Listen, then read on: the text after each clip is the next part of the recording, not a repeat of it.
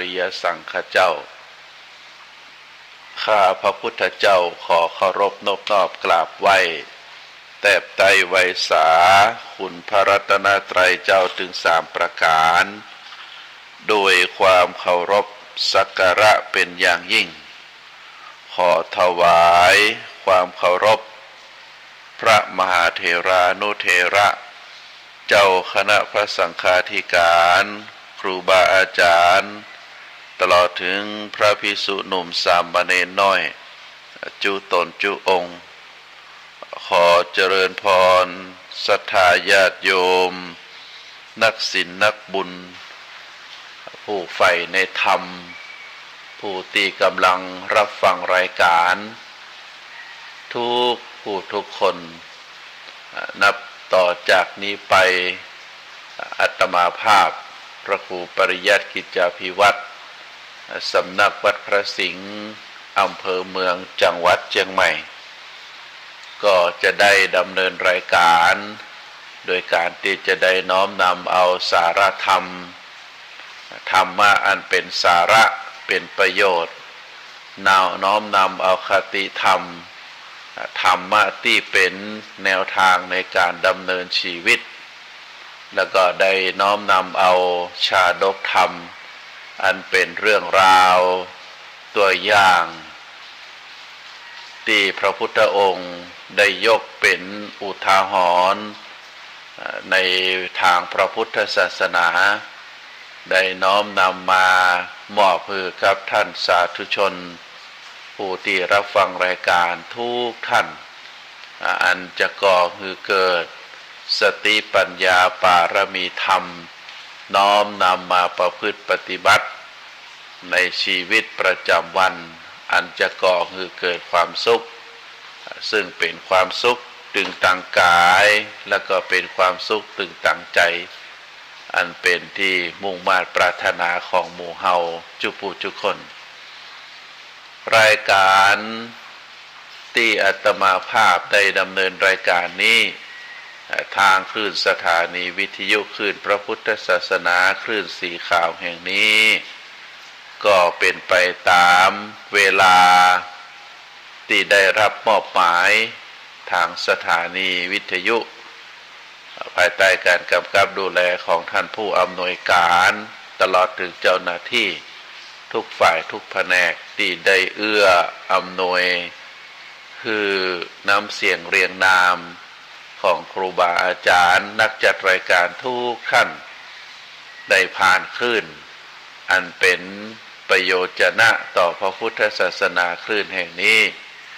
ออกสู่ศรัทธาประชาชนนักศีลนักบุญนักฟังรายการอันอยู่กระจายไปตามสถานที่ต่างๆในเขตเมืองเชียงใหม่ลำพูนลำปางอาจจะมีการเชื่อมโยงทางสถานีวิทยุอื่นๆที่ได้กระจายไปเพื่อที่จะให้ท่านสาธุชนที่ฟังรายการอยู่ตามจังหวัดต่างๆได้รับฟังรายการอันเป็นประโยชน์ตัวนับว่าเป็นสิ่งที่น่าอนุโมทนาอันก่อให้เกิดประโยชน์นะถึงทางผู้ฟังรายการที่จะได้รับฟังรายการได้รับฟังเรื่องราวสิ่งดีๆแล้วก็จะก่อให้เกิดองค์ความรู้อยู่ในตัวในตนเฮาในส่วนขององค์พระสงฆ์องค์ข้าเจ้าครูบาอาจารย์ก็จะได้มีโอกาสเผยแผ่ธรรมอันเป็นธรรมะคำสอนในทางพระพุทธศาสนาเป็นธรรมะที่ถูกต้องปรากฏในคัมภีร์พระไตรปิฎกครูบาอาจารย์ได้น้อมนำมาอู้กันรุ่นแล้วรุ่นเล่ารุ่นต่อรุ่นก็ทำให้พระพุทธศาสนาอันเป็นคำสอนขององค์สมเด็จพระสัมมาสัมพุทธเจ้าพระพุทธบิดาของหมู่เฮาทั้งหลายได้คงอยู่ในโลกใบนี้ตราบนานเท่านานก็เพราะว่าการได้มีการเผยแพร่พระธรรมคำสอนเหล่านั้นศรัทธาญาติโยมมีความเลื่อมใสศรัทธา แล้วก็ได้น้อมนำไปประพฤติปฏิบัติได้ช่วยกันอูกันจาแนะนำในส่วนที่เป็นกัลยาณมิตรในส่วนที่เป็นลูกเป็นหลานตัวอันนี้ก็ถือว่าเป็นสิ่งที่น่าอนุโมทนาท่านสาธุชนทั้งหลายในครั้งก่อน อาตมาได้ได้เอ่ยนะการเลื่อมใสศรัทธาของพระสงฆ์องค์ข้าเจ้าใน พุทธบริษัท อุบาสกอุบาสิกาที่มีความเลื่อมใสศรัทธาต่อพระสงฆ์องค์ข้าเจ้าในทางที่ถูกต้องในทางที่มีความเป็นไปได้โดยที่การเลื่อมใสศรัทธาของศรัทธาญาติโยมอาจจะเกิดจากการ ได้เห็นได้หันในรูปเสียงเรียงนามท่าทางความพร้อมทางด้านร่างกายมีรูปร่างหน้าตาดีก็เป็นสาเหตุที่ศรัทธาเลื่อมใสศรัทธาหรือเลื่อมใสศรัทธาเพราะชื่อเสียงการมีชื่อเสียงการได้รับการยกย่องมีคุณสมบัติในต่างนั้นในต่างนี้ได้รับยกย่องเป็นพระที่มีสายปกครองเป็นเจ้าคณะตำบลอำเภอจังหวัดเป็นเจ้าคณะภาคเจ้าคณะหนหรือได้รับยกย่องในฐานะที่มีข้อวัดปฏิบัติอันเคร่งครัดประการต่อมาก็เป็นพระที่ได้มีศีลมีธรรมมีข้อวัดปฏิบัติที่ถูกต้องตามธรรมวินัยอยู่ในศีลกินในธรรมเฮาก็เกิดความเลื่อมใสกันก็ได้ได้เอ่ยว่าก็ต้องพินิจพิจารณาให้ดีๆไผที่เลื่อมใสเพราะความมีชื่อเสียงไผที่ไปเลื่อมใสพระสงฆ์องค์ข้าเจ้าเพราะรูปร่างหน้าตาดีไผที่ไปเลื่อมใสพระสงฆ์องค์ข้าเจ้าเพราะข้อวัดปฏิบัติอันเคร่งครัดไปอยู่ตามปกติไปอาศัยอยู่ในธรรมในกุฏิในป่าช้า อย่างเป็นต้นบางทีบางครั้งก็เกิดความผิดพลาดเกิดความเสียใจนะก็เพราะบ่ได้ใจปัญญาพิจารณาอย่างแท้จริงแต่ถ้าคนไหนได้เลื่อมใสศรัทธาพระสงฆ์องค์ข้าเจ้าพอเมินนะพอเมินก่อนจะตัดสินใจนะก็ได้อาศัยดูว่าเปิ้นอยู่ในพระธรรมวินัยที่แท้จริงก็ต้องศึกษาต้องสนทนาต้องอาศัยการเวลาอันนี้ก็อาจจะเกิดความบาเสียใจเมื่อลูนก็ได้อันนี้ได้ได้เอ่ยในส่วนที่ผ่านมาสำหรับวันนี้ก็อยากฝากให้ศรัทธาญาติโยมได้พินิจพิจารณา ในส่วนตัวของเฮานะในครั้งก่อนได้เรื่องภายนอกอยู่ไกลตัวนะเป็นการพ่อบุคคลโดยเฉพาะพระสงฆ์องค์ข้าเจ้าอันก่อคือเกิดความเลื่อมใสศรัทธาสำหรับในครั้งนี้ก็อยากจะเอ่ยคือศรัทธาญาติโยมได้น้อมเข้ามาสู่ตัวเฮาท่านทั้งหลายตัวภัยตัวมันได้พินิจพิจารณามีอยู่สถานการณ์หนึ่งซึ่งก็บ่เมินเท่าใดเป็นเหตุการณ์ที่เฮาได้ยินได้ฟังกันว่าปรับทัศนคติศรัทธาญาติโยมคงจะเคยได้ยินคนนั้นถูกเชิญไปปรับทัศนคติคนนี้ก็ถูกเชิญไปปรับทัศนคติเป็นการได้เชิญบุคคลนั้นบุคคลนี้ท่านนั้นท่านนี้ไปไปเอ่ยไปกล่าวไปขานไปพิจารณากันเราเรียกว่าไปปรับทัศนคติก็เป็นค กำจ๋าที่เฮาได้ยินได้ฟังมา ทีนี้ถามว่าทัศนคติหรือความหันนะทัศนคติตัวนี้ก็คือความหันก็เป็นสิ่งที่เป็นกรรมอู้นะแล้วก็ความหมายของคำว่าทัศนคติหรือความเห็นความหันเนี่ยก็มีนัยยะสำคัญในอริยมรรคมีองค์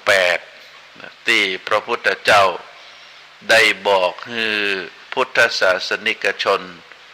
ว่าการดำเนินชีวิตที่ถูกต้องถูกทำนั้นเราจะต้องดำเนินตามหนทางแนวทางที่พระพุทธองค์ได้ตรัสสอนไว้ก็คืออริยมรรคอริยมรรคก็แปลว่าหนทางอันประเสริฐมี8ประการมี8ขั้นด้วยกัน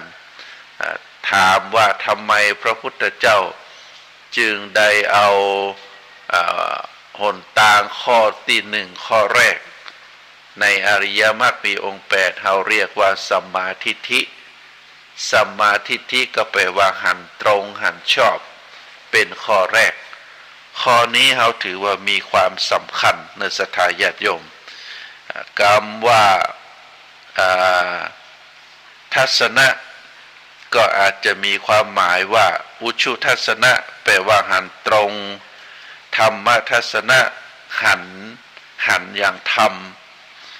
ตามความนี้คำว่าทัศนะก็ดีทิฏฐิก็ดีซึ่งก็แปลว่าความหันนะความหันตรงนี้นับเป็นสิ่งสำคัญสำหรับการที่เฮาท่านทั้งหลายจะได้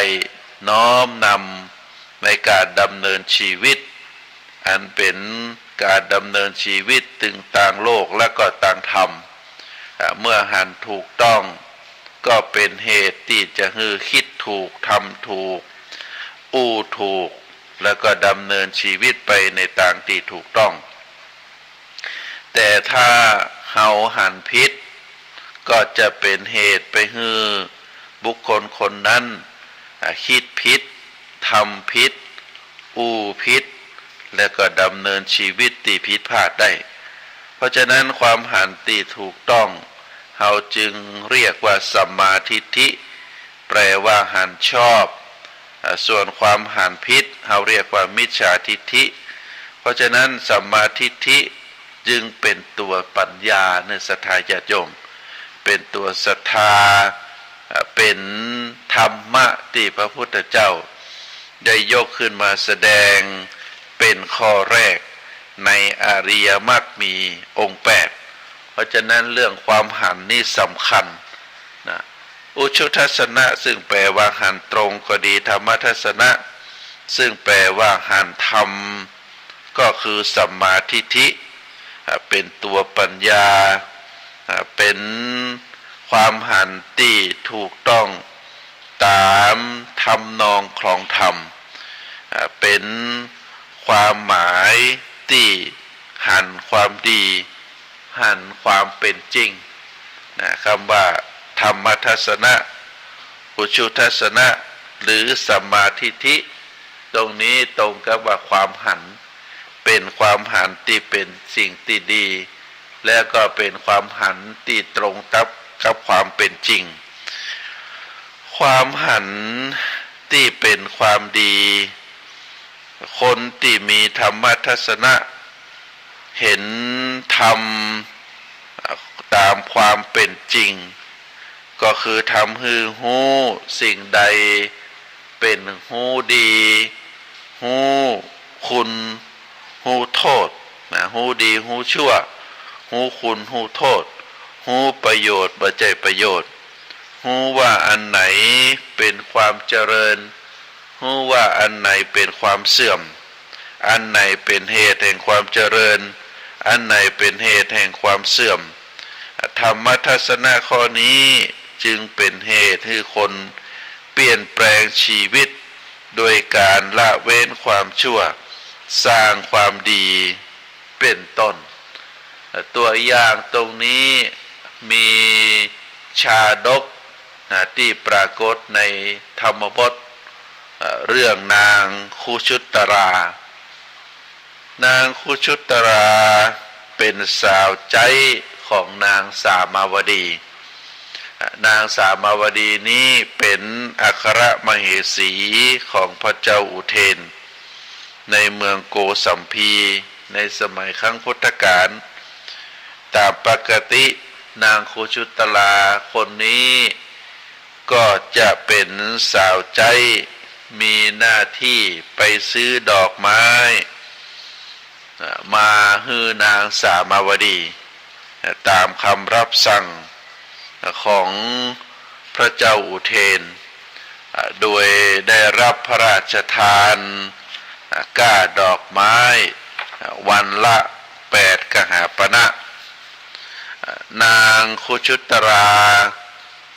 ไปซื้อดอกไม้ซื้อเพียง4 กหาปณะแล้วก็เบียดเบียนเบียดบังเอาเงินก้าดอกไม้ไว้วันละ4 กหาปณะกหาปณะนี้เป็นก้าของเงินในสมัยครั้งพุทธกาลต่อมาวันหนึ่งเมื่อนางไปรับดอกไม้ที่บ้านนายสุมาณะมาลาการนายสุมาณะมาลาการนี้เป็นช่างดอกไม้ปรากฏว่าในวันนั้นเนี่ย นายสุมาณะได้กราบทูลนิมนต์พระสัมมาสัมพุทธเจ้าพร้อมกับพระสงฆ์สาวก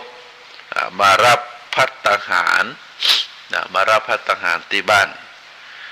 นางจึงชวนนางคุชุตราไปถวายทานตยแล้วก็รับฟังธรรมะเมื่อนางคุชุตราได้ฟังธรรมะจากองค์สมเด็จพระสัมมาสัมพุทธเจ้าก็ได้ดวงตาหันธรรมเป็นพระโสดาบัน มีธรรมทัศนะก็คือมีความหันที่ถูกต้อง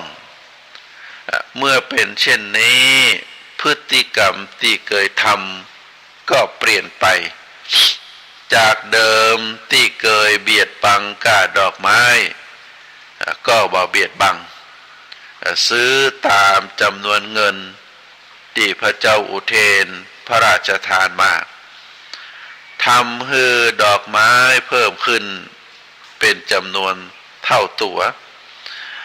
พระนางสามาวดีก็เกิดความสงสัยจึงตรัสถามนางคุชุตรา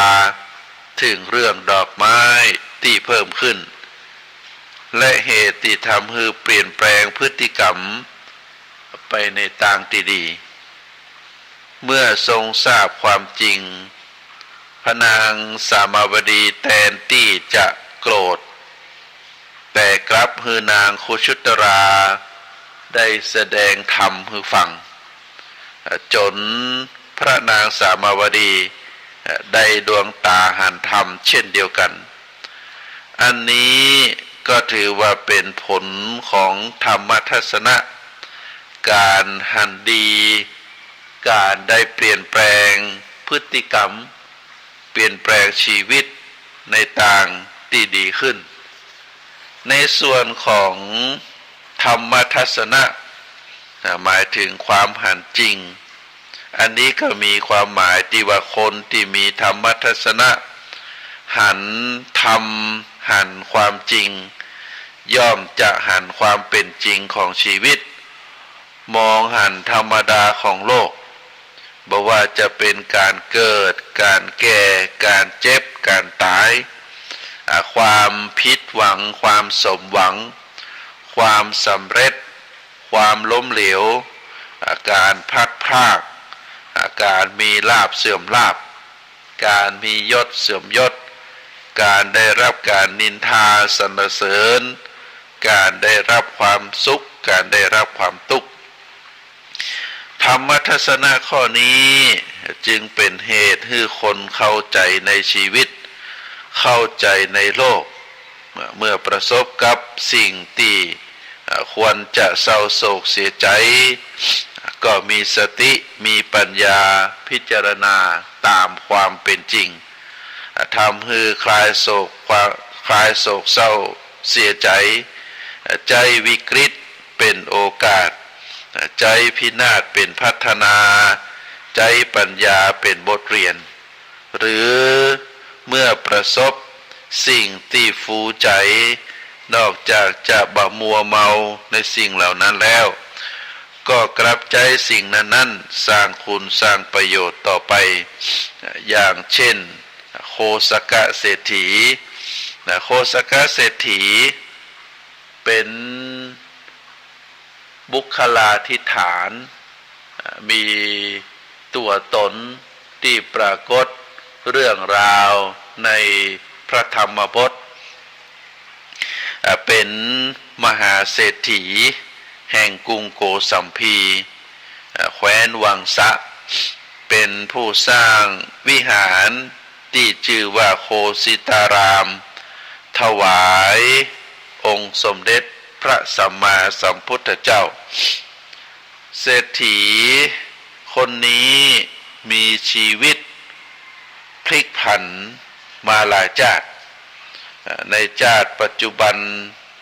ก็เฉียดตายหลายครั้งหลายคราสมัยที่เป็นละอ่อนเพราะวิบากกรรมจากอากุศลกรรมความชั่วเก่าส่งผลตยมาแต่ในที่สุดเมื่อวิบากกรรมจากกุศลกรรมความดีส่งผลเขาก็ได้รับตำแหน่งเป็นมหาเศรษฐีภายหลังได้ทราบความจริงว่าเศรษฐีจากรุงโกสัมพีผู้เป็นบิดาบุญธรรมพยายามฆ่าตัวเองหลายครั้งหลายคราตั้งแต่ยังเป็นทารกใจทรัพย์เป็นจำนวนนักที่สามารถที่จะฆ่าตัวเก่าได้เมื่อทราบความจริงเป็นลักษณะแบบนี้แล้วโคสกะเศรษฐีก็เกิดความสลดใจในชะตาชีวิตของตัวเก่าจึงคิดว่าเฮาคงทำกรรมไว้นักจึงได้ผลเป็นลักษณะแบบนี้เฮาบ่ควรจะดำเนินชีวิตด้วยความประมาทแหมต่อจากนั้นโดยที่เศรษฐีคนนั้นก็เป็นคนบ่ประมาทเมื่อได้คิดได้ดังนี้แล้วก็จึงได้ตั้งลงทานสละทรัพย์วันละปันกหาปณะเพื่อสงเคราะห์คนเดินทางไกลคนกำพร้ามอบหมายให้นายมิตะเป็นคนดูแลลงทานแล้วก็ได้ถวายภัตตาหารแด่ดาบสจำนวน500 ตนซึ่งอยู่ในป่าหิมพานต์ใกล้กรุงโคสัมพีเป็นประจำแต่ต่อมาก็อาศัยการแนะนำของดาบสก็ทำให้มีโอกาสได้ฟังธรรมจากองค์สมเด็จพระสัมมาสัมพุทธเจ้าได้ดวงตาหันธรรมพร้อมกับได้สร้างวัดนามว่าโคสิตารามถวายไว้ในพระพุทธศาสนาเพราะฉะนั้นท่านสาธุชนทั้งหลายผลของธรรมทัศนะการหันตามความเป็นจริงของชีวิตทำให้ละความประมาทดำรงชีวิตด้วยความบ่ประมาทโดยการสร้างบุญสร้างกุศลหรือสิ่งที่เป็นคุณประโยชน์ต่างๆจึงเป็นสาเหตุการสร้างชีวิตให้มีคุณค่าเป็นชีวิตที่ไร้ประโยชน์อันนี้เป็นเรื่องราวที่เกิดขึ้นที่เฮาท่านทั้งหลายควรจะน้อมนำมาเป็นตัวอย่างเป็นอุทาหรณ์ในชีวิตของเฮาแห่งประการหนึ่งในเรื่องความคิดความหันเกี่ยวกับชีวิตของคนเฮาในข่าวที่เฮาได้ยินได้ฟังกัน บ่ว่าจะเป็นพระมหาเถระเจ้าคณะพระสงฆ์องค์ข้าเจ้าตึงตนเฒ่าตนแก่ตึงตนปานกลางตนหนุ่มตลอดถึงบุคคลสำคัญได้ถึงแก่มรณภาพถึงแก่การเสียชีวิตลงด้วยสาเหตุหลายๆประการหนึ่งณปัจจุบันนี้ก็การเสียชีวิตเพราะโรคโควิดเป็นเชื้อไวรัสที่ได้แพร่ระบาดก็มีการเสียชีวิตลงโดยที่ไผ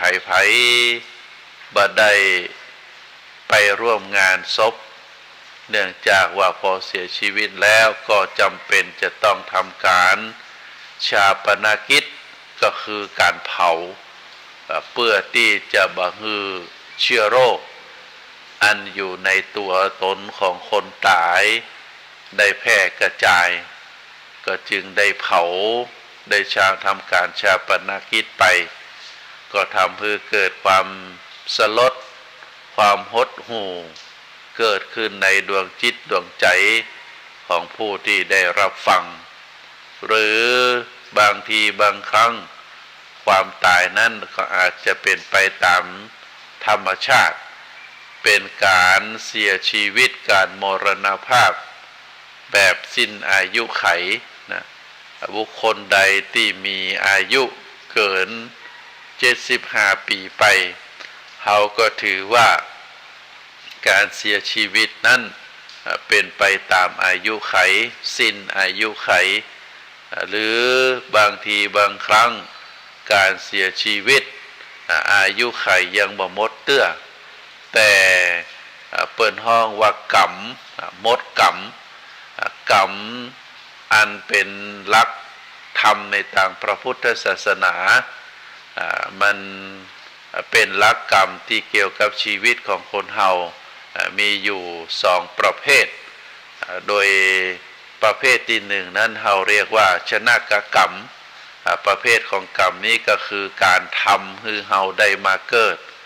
เมื่อเกิดแล้วเฮากรรมแห่งประเภทหนึ่งเฮาเรียกว่าอุปถัมภกกรรมกรรมสนับสนุนคือชีวิตดำเนินไปด้วยความเรียบร้อยด้วยความดีงามแต่ถ้าหากว่ากรรมถึง2ประเภทนี้หมดลงในวันใดชีวิตของบุคคลนั้นก็จะถึงแก่กรรมก็คือหมดกรรมก็คือการจะเสียชีวิตลงเพราะฉะนั้นการเสียชีวิตเพราะการหมดกรรมบางทีถ้าเป็นกรรมดีเราก็เรียกว่าเป็นบุญเป็นกุศลกรรมถ้าเป็นกรรมบดีเราก็เรียกว่าเป็นปาปกรรมเป็นกรรมชั่วเป็นกรรมฝ่ายบดีเพราะฉะนั้นการเสียชีวิตเพราะหมดอายุไขการเสียชีวิตเพราะหมดกรรมการเสียชีวิตหมดถึงอายุหมดถึงกรรมแล้วก็ประการสุดท้ายอายุไขก็ยังมีอยู่กรรมก็ยังมีอยู่ยังบ่หมดเด้อแต่บุคคลนั้นได้เสียชีวิตลงเพราะเราเรียกว่าอุปเฉทกมรณะอุปเฉทกมรณะก็คือการตายเพราะอุบัติเหตุเพราะโรคภัยไข้เจ็บเพราะถูกไฟไหม้ตายเพราะการอดอาหารบ่มีอาหารกินอย่างเช่นคนไปติดในถ้ำเมื่อบ่มีน้ำบ่มีอย่างได้กินก็เสียชีวิตลงบางทีขับรถไปประสบอุบัติเหตุก็เสียชีวิตไปเล่นน้ำก็จมน้ำตายหรือบางทีข่าวที่เราได้รับฟังด้วยความสลดใจก็มีคณะที่เปิ้นไปแอวไปพักผ่อนที่สถานที่ท่องเที่ยวที่อำเภอแม่วางก็ไปกินไปแอวไปนั่งพักผ่อนที่หิมแม่น้ำวางแล้วก็เผอิญว่าคณะที่นั่งพัก ผ่อนนั่งกินกันอยู่นั่นก็ปรากฏว่ามีกิ่งไม้เป็นกิ่งไม้ที่แห้งเป็นซากต้นไม้ที่ตายก็ได้หักตกลงมาใส่ละอ่อนนุ่มแล้วก็ถึงแก่ชีวิตก็เป็นการตายเรียกว่าอุบัติเหตุนะเพราะฉะนั้นการตายของคนเฮาตามที่กล่าวมาบ่ว่าจะเป็นการตายเพราะอายุไขการตายเพราะมดปุลมดกรรมการตายเพราะอุบัติเหตุอุปเฉทกกรรมก็เป็นเหตุยังความเศร้าโศกเสียใจมาฮือกับท่านสาธุชน ผู้ที่ได้ฟังที่ได้หันที่ได้หูแต่ถ้าเฮาได้มีความเข้าใจที่แท้จริง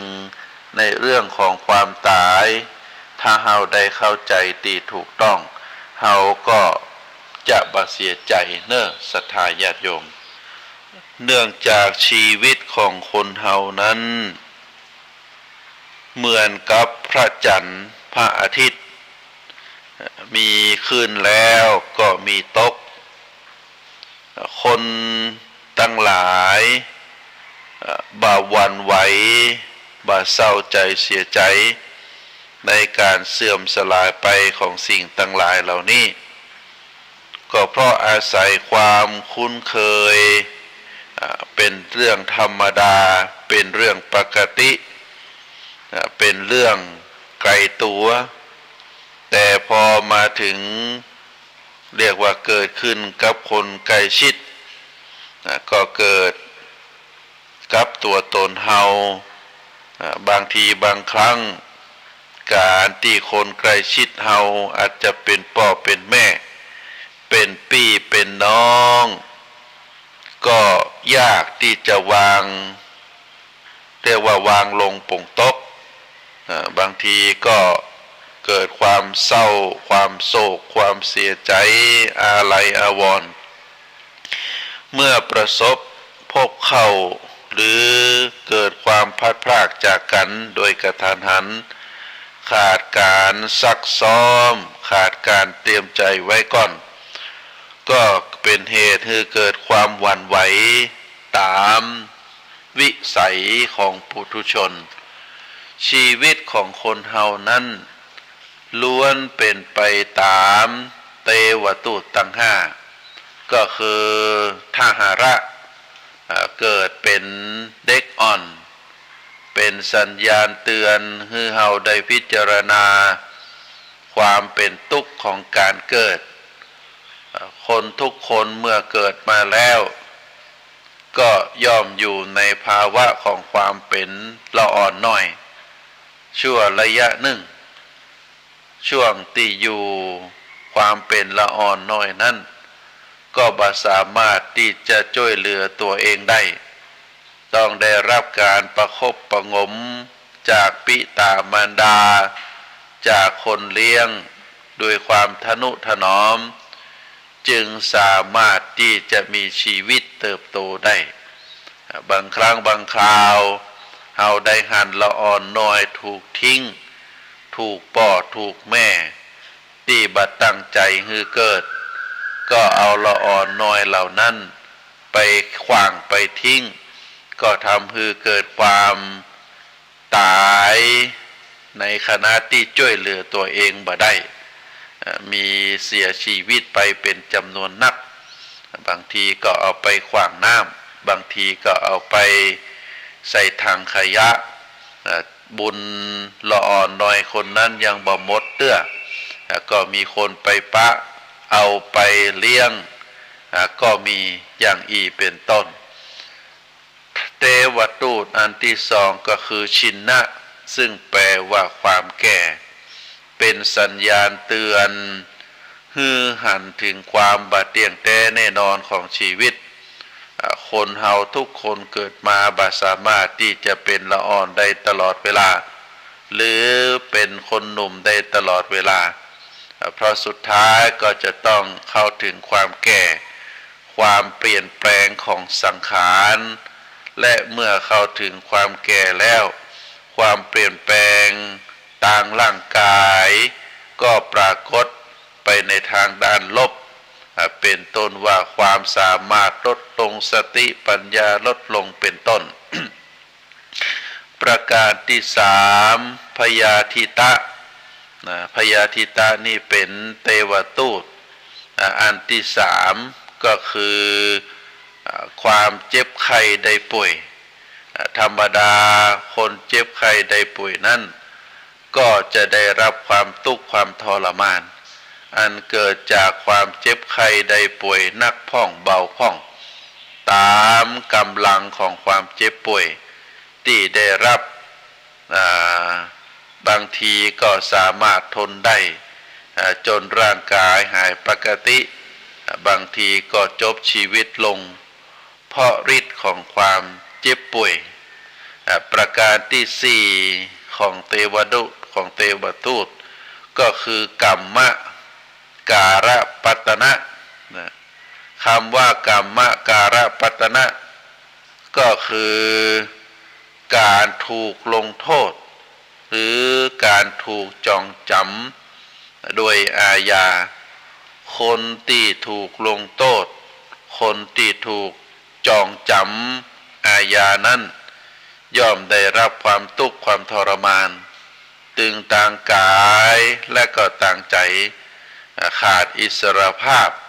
ในการที่จะกระทำสิ่งต่างๆตามใจปรารถนาโอกาสที่จะได้สร้างสมคุณงามความดีก็ลดน้อยถอยลงอันนี้เรียกว่าเป็นเทวทูตอันที่สี่ก็คือกรรมการะกรรมการะนปตะส่วนอันสุดท้ายก็คือมตะก็คือความตายสัตว์ทั้งหลายเฮาได้เสียชีวิตเป็นจุดสุดท้ายของชีวิตโดยเหตุหลายอย่างหลายประการบางทีตายเพราะโรคบางทีตายเพราะความแก่ตามกาลเวลาบางทีตายเพราะถูกทำลายชีวิตตายในวัยต่างๆกันบางครั้งก็ตายตั้งแต่อยู่ในท้องมารดาตายตั้งแต่อยู่ในปฐมวัยเป็นวัยละอ่อนน้อยบางทีก็มัชชิมวัยกลางคนก็ตายและก็บางทีก็ตายในปัจฉิมวัยสุดท้ายของชีวิตเรียกว่าหมดอายุไขแต่ว่าบ่ว่าจะตายในวัยไหนหรือสาเหตุใดสุดท้ายสรรพสัตว์ทุกตัวตนก็จะต้องตายอย่างหลีกเลี่ยงบ่ได้อันนี้เป็นความหมายนัยยะที่เฮาทั้งหลายจะต้องพินิจพิจารณาคนเฮาก่อนตายนั้นจิตใจจะรวมอยู่ณจุดศูนย์กลางเฮาเรียกว่าจิตนั้นตกอยู่ตรงศูนย์ในขณะที่เฮากรรมที่เคยกระทำไว้คำว่าศูนย์กลางเรียกว่าจิตเขาเรียกว่าจิตตกศูนย์ในขณะที่ตัวเองเคยทำกรรมไว้ก็ถูกบันทึกไว้ในจิตสันดานกรรมดีก็ตามกรรมบดีก็ตามก็จะปรากฏฮือหันเป็นกรรมนิวิตเขาเรียกว่าเป็นกรรมนิมิตอารมณ์หมายความว่าจะปรากฏภาพเป็นภพภูมิที่จะไปเกิดใหม่ฮือหันในขณะนั้นการที่กรรมดีหรือกรรมชั่วจะฮือผลก่อนหรือหลังก็ตามพระพุทธองค์ได้ทรงแสดงเรื่องอาสันนกรรมซึ่งหมายถึงว่ากรรมจวนเจียนคือกรรมที่คณะที่ทำจะสิ้นใจและก็ส่วนมากก็จะเป็นมโนกรรมเพราะคนที่กำลังจะตายนั้น สังขารบ่อำนวยในการประกอบวจีกรรมหรือประกอบกายกรรมอาสันนกรรมจะส่งผลก่อนกรรมอื่นๆถ้าเป็นกรรมดีก็จะส่งผลให้บุคคลนั้นได้ไปสู่สุขติในนาทีที่ดับจิตลงเช่นบุคคลหนึ่งทำกรรมชั่วมามากแต่มีกรรมดีอยู่พ่องก่อนตายจิตเกิดผ่องใสเพราะนึกถึงกรรมดีที่ตัวเองเคยทำมาเมื่อจิตผ่องใสสุขติย่อมเป็นที่หมายตรงกันข้ามหากเมื่อมีจิตอยู่ทำกรรมดีก็มากตอนก่อนตายกลับไปคิดถึงเรื่องบาปเล็กๆน้อยๆทำให้จิตใจเศร้าหมองทุกขติก็ปรากฏเป็นสถานที่เกิดข้อนี้ก็เป็นที่ชัดเจนพระพุทธองค์ได้ตรัสว่าเมื่อจิตเศร้าหมองแล้วทุกขติเป็นที่ต้องหวังเมื่อจิตบ่เศร้าหมองก็คือจิตผ่องใสสุขติก็คือแนวหนทางภพภูมิที่ดีก็เป็นที่ต้องหวังได้เพราะฉะนั้นท่านสาธุชนทั้งหลายคำว่าเป็นที่ต้องหวังได้นั้นก็แปลว่าแน่นอนคือบ่มีอะหยังบ่มีไผที่จะมาช่วยได้กรรมบังคับพึงหันจะนั้นถ้าจิตใจเศร้าหมองบังเกิดความกลัวแล้ว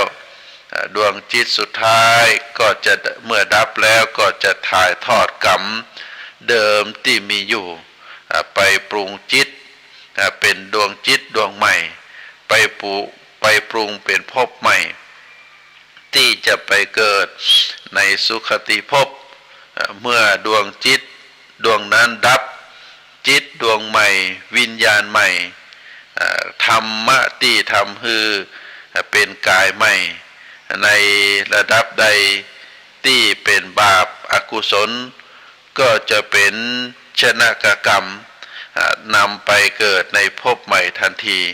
เราเรียกว่ากรรมนำไปเกิดและก็ได้รับผลข้ามภพข้ามชาติต่อไปจนกว่าจะหมดเวรหมดกรรมไปส่วนผู้ที่กระทำคุณงามความดีเมื่อหันกรรมดีของตัวแล้วหันคตินิมิตอารมณ์ที่ดีของตน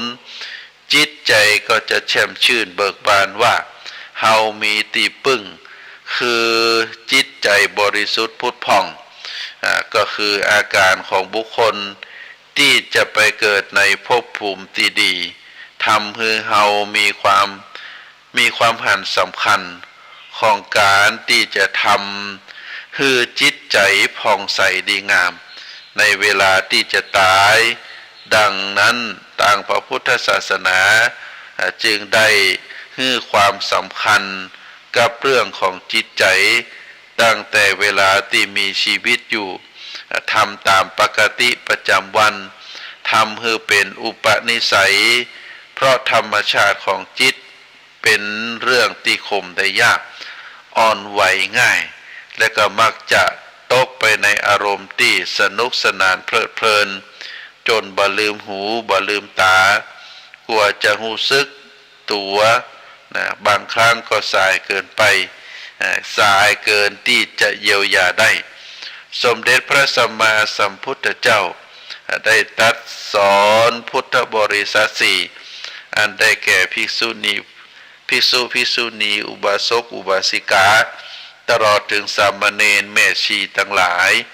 ให้ฝึกฝนอบรมจิตโดยการเจริญกรรมฐานทั้งแสดงอานิสงส์ของการฝึกจิตฝึกใจไว้ว่าจะทำให้ผู้ที่ฝึกจิตนั้นได้รับความสุขถึงโลกนี้และก็โลกหน้าการฝึกจิตที่ข่มได้ยากที่เบาที่มักตกไปในอารมณ์ที่น่าใคร่เป็นความดีจิตที่ฝึกดีแล้วย่อมที่จะนำความสุขมาให้องค์สมเด็จพระสัมมาสัมพุทธเจ้าทรงสอนให้พุทธบริษัท หมั่นฝึกฝนกำหนดสติรับรู้ว่าขณะนี้จิตเฮากำลังคิดอะหยังเป็นความดีหรือความบดีธรรมชาติของจิตใจของคนเฮาย่อมมีการผันแปรอยู่ตลอดบ่แน่นอนบางครั้งจิตเป็นพระพรหมบางครั้งจิตเป็นเทวดาบางครั้งจิตเป็นพระแต่บางครั้งบางคราวจิตก็เป็นยักษ์เป็นมารเป็นเปรตเป็นอสุรกายก็มีบ่มีภัยที่เก่งตลอดไปดังนั้นต้องหมั่นฝึกจิตฝึกใจเพราะขณะที่เฮาได้ชนะตนเองเป็นสิ่งที่ดีที่สุดเฮาชนะคนอื่นอาจจะมีวันที่เฮากลับมาแพ้ได้ดังนั้นเฮาจะต้องชนะใจตนเองชนะความชั่วบาอาจที่จะทำที่เฮาจะต้องหมั่นฝึกจิตฝึกใจเพราะการฝืนใจจะได้กำไรตามใจจะขาดทุนนะฝืนใจนี้ได้กำไรตามใจจะขาดทุนพระพุทธองค์ได้ตรัสสอนอยู่เสมอว่าเฮานั้นได้ฝึกจิตอยู่เสมอกำหนดรู้อยู่ทุกขณะมีสติสัมปชัญญะเพราะว่าจิตที่ฝึกดีแล้วย่อมนำสุขมาให้คนที่มีปัญญาฝึกฝนอบรมจิตอยู่เสมอแล้วก็พยายามที่จะคมไว้บ่ให้จิตใจนั้นตกไปสู่ในทางที่ชั่วเพราะฉะนั้นถ้าเฮาได้ประพฤติปฏิบัติได้ถูกต้องตามหลักคำสอนของพระพุทธเจ้าแล้วในการดูแลจิตดูแลใจบ่ว่าเฮาจะมีชีวิตอยู่บ่ว่าเฮาจะถึงวันสุดท้ายของชีวิตนะเฮาประคับประคองดวงจิตของเฮาก็จะได้ไปสู่ภพภูมิที่ดีเนอะศรัทธาญาติโยมอาตมาภาพขอฝากสาระธรรมในวันนี้ให้ท่านสาธุชนทั้งหลายได้พินิจพิจารณาเรื่องราวใดๆที่ได้เอ่ยในวันนี้เป็นเรื่องราวที่ดีมีประโยชน์นะก็ฝากให้ท่านสาธุชนได้รับไปพินิจพิจารณาก็อาจจะฟังซ้ำได้นะฟังเรื่องราวที่ได้เอ่ยไปอาจจะฟังซ้ำได้ในส่วนของที่เป็นYouTube ในส่วนที่ของเป็น Facebook เป็นไลน์แต่ถ้าท่านทั้งหลายฟังแล้วเรื่องใดๆมันบ่งามมันบ่เหมาะมันบ่สมมันบ่ชอบใจก็ขอให้ได้ละทิ้งได้เนอะบ่ต้องเอาไปคิดบ่ต้องเอาไปพินิจพิจารณา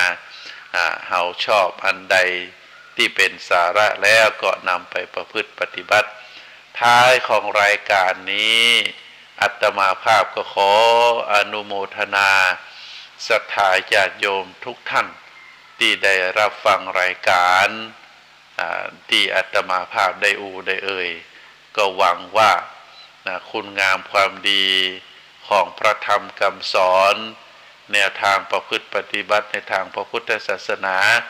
อาจจะก่อประโยชน์ให้ศรัทธาญาติโยมมานักก็หน่อยเนอะอาตมาภาพขอนำรายการไปก่อนขอให้คุณงามความดีบุญกุศลที่ญาติโยมทั้งหลายได้กระทำบำเพ็ญมาโดยตลอดด้วยบุญศีลบุญทานด้วยคุณงามความดีด้วยความฝึกฝนตัวเก่าด้วยการฝึกฝนจิตฝึกฝนใจก็จะทำให้สิ่งดีๆทั้งหลายก็จะเข้ามาสู่ชีวิตของศรัทธาญาติโยมให้มีความสุขมีความเจริญตลอดไปขอเจริญพร